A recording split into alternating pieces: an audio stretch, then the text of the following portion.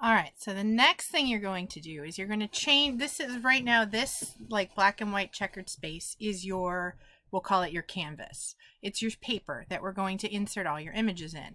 Right now, it defaults to kind of this square rectangle, which doesn't work well for our series of 3 images. What you want your series of 3 images to eventually look like is kind of like either a horizontal comic strip or a vertical one. So you're going to come over here to this one corner. You'll notice this one corner has these 3 little lines in it. And when you hover over it, you get that little arrow.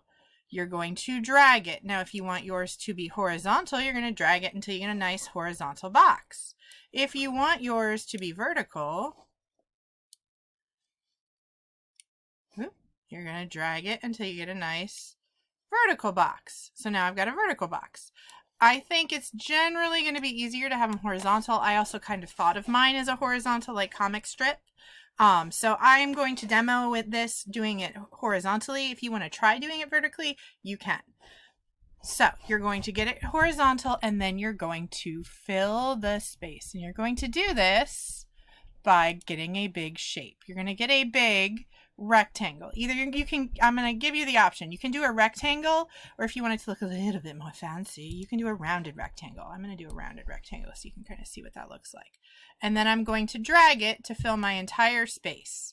Now it defaults to this random light blue. I don't want that as my background color. So I'm going to pick mine.